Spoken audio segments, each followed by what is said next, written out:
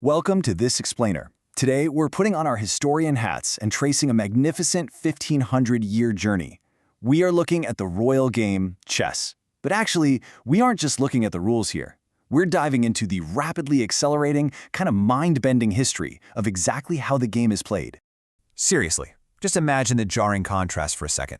On one hand, you've got ancient, multi-day matches played by royalty in these lush Persian gardens. And on the other, modern teenagers locked into 3-minute, hyper-fast online bullet games on their smartphones. It's crazy.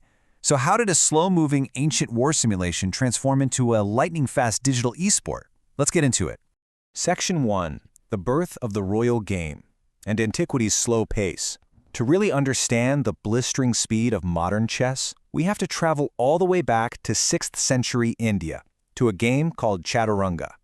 Now, as the game moved to Persia, it evolved into a variation called Shatranj, and the legend of how it got there is honestly amazing. According to an ancient Middle Persian text, an Indian delegation challenged the Persian king. They basically slapped the board down and said, "Figure out the rules or pay us tribute." Talk about high stakes, right? Well, the Persian sage Wazir Mir actually deduced the rules in just 3 days, cementing the game in the magnificent Sassanid courts. But you gotta realize, playing ancient Shatranj was a totally different beast. The pieces had painfully limited range. The piece that would eventually become the all-powerful queen, it could only move one single square diagonally. The elephant could only jump 2 squares. Because of this, games were these slow, incredibly grinding affairs. Get this, stalemating your opponent, meaning leaving them with absolutely no legal moves, was actually considered a victory. Imagine celebrating a win just because your opponent literally ran out of things to do. From there, we can trace this unbroken cultural transmission right along the Silk Road. It moves from India in the 600s, over to Persia in the 700s. Then, after the Islamic conquest, the Arab world adopted Shatranj in the 800s, carrying it all the way through North Africa, into Spain, and finally into medieval Europe around the 1200s. And well, it was in Europe that someone finally decided to hit the accelerator. Which brings us to Section 2, the Mad Queen's Revolution, or the First Great Speed-Up. By the late 15th century, the Renaissance is taking hold in Europe, and this methodical, slow parlor game is about to experience a radical, permanent mutation. See, European players looked at the slow, male advisor piece, the Persian Farson, and clearly decided it needed a massive upgrade. They replaced it with the hypermobile, all-powerful modern queen. Historians are quick to point out that this directly mirrored the rising political prominence of powerful female monarchs at the time, like Isabella of Castile. Suddenly, you had a piece that could strike from across the board in an absolute instant, a total game changer. Around 1475, these Mad Queen rules basically changed everything. First, the queen gains unlimited directional mobility. Second, the bishop can now slide endlessly across diagonals. Third, pawns get the option to sprint 2 squares on their very first move.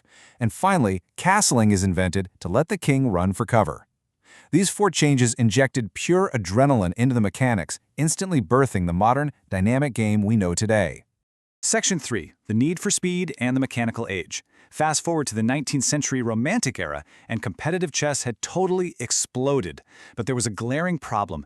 With absolutely no time limits, players were taking hours just to calculate a single move. The solution they came up with was ingenious. They decided to weaponize time itself. The introduction of chess clocks completely rewired the psychological landscape of the game. We went from basic sand hourglasses to ticking analog clocks, and eventually to digital clocks in 1973. This forced immense calculations under intense pressure and introduced a terrifying, entirely new concept to the game, losing on time. Just look at the stark contrast between these historical eras. Back in the 19th century, a classical game could easily drag on for 7 grueling hours. Can you imagine? By the late 20th century, rapid and blitz formats condensed that entire war into just 3 to 60 minutes.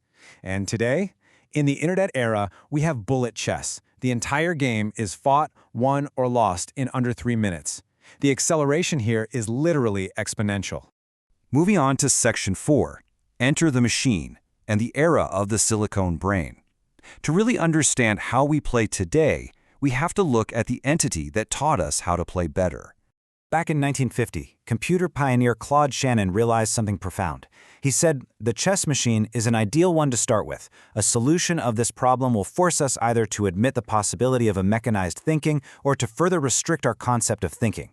He saw that the sharply defined math of chess made it the absolute ultimate test for artificial intelligence.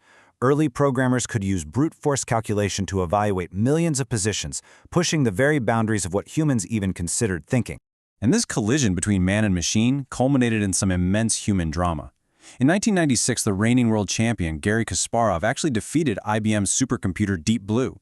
But IBM didn't quit. They returned in 1997 with massive hardware upgrades and a huge opening book.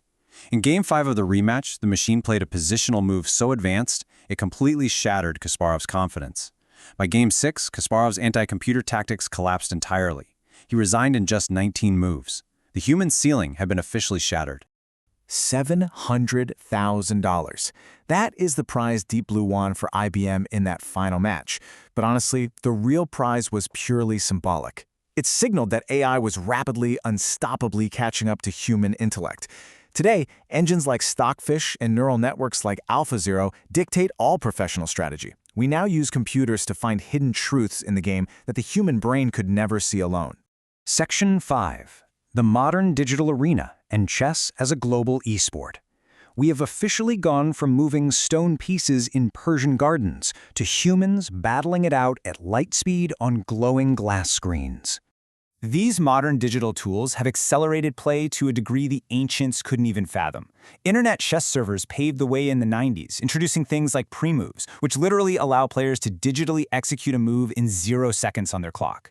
Throw in the 2020 pandemic, the massive pop culture explosion from the Queen's Gambit, and super grandmasters streaming live to thousands on Twitch. Chess just isn't a parlor game anymore, guys. It's a full-blown global esport, complete with official team signings and massive World Cup prize pools.